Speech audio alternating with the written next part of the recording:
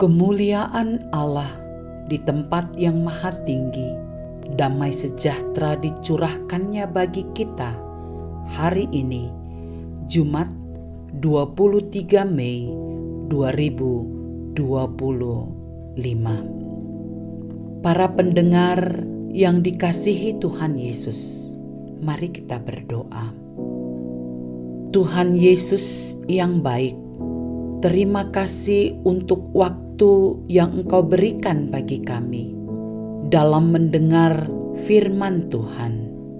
Ajarlah kami menjadi pendengar yang baik dan juga menjadi pelaku firman-Mu. Dalam nama Tuhan Yesus Kristus kami berdoa. Amin. Saudara-saudara yang kekasih, pembacaan firman Tuhan terdapat dalam Kitab Amsal 18 ayat 12 hingga 13. Demikian firman Tuhan.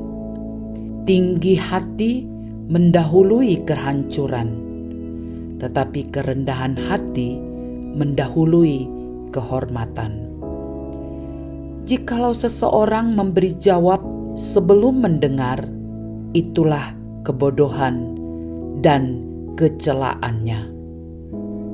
Dalam judul pendengar yang baik, saudara-saudara akan dihantar dengan ayat penekanan pada ayat 13.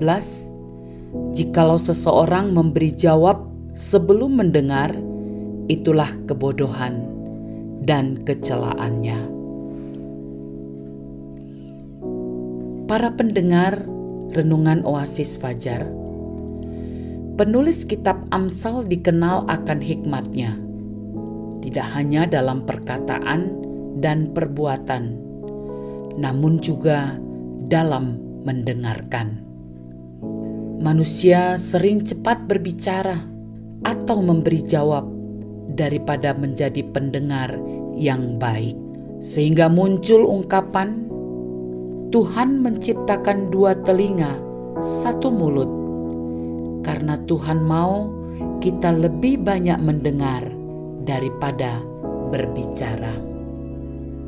Begitu banyak jenis komunikasi, salah satunya adalah komunikasi satu arah.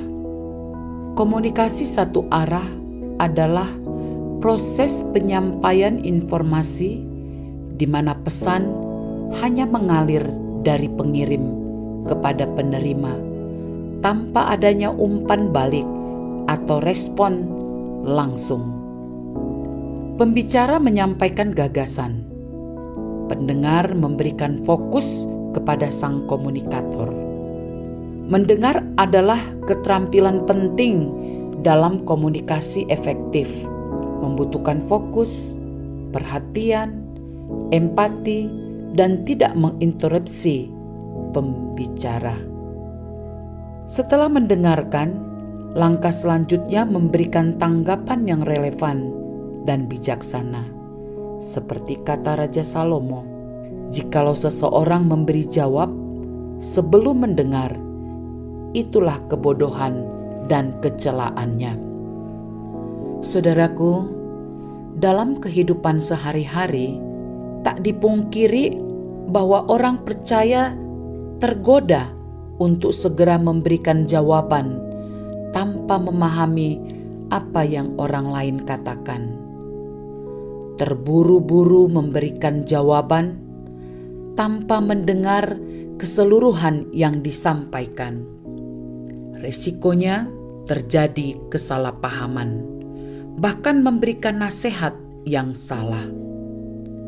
Mendengarkan adalah tanda kebijaksanaan, serta cara kita menghargai orang lain sebagai lawan bicara.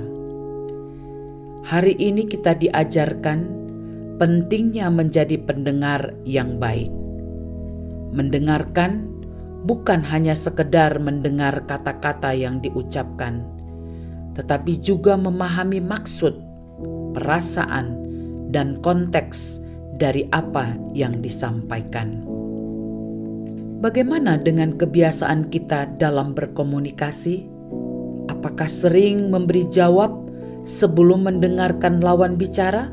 Atau ketika tipe orang yang suka menginterupsi lawan bicara?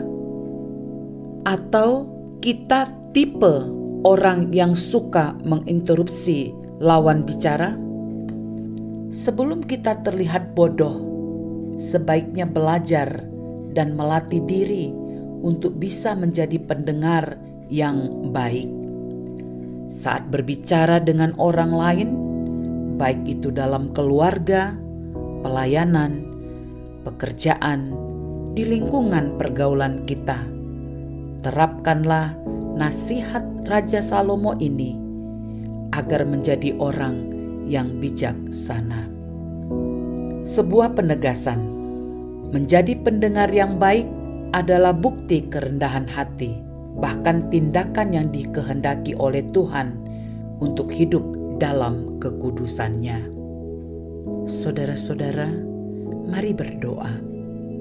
Tuhan Yesus, ajar kami untuk senantiasa menjadi pendengar yang baik terhadap sesama kami, terlebih dalam mendengar suara Tuhan, karena kami tahu itulah yang Tuhan kehendaki dalam hidup kami.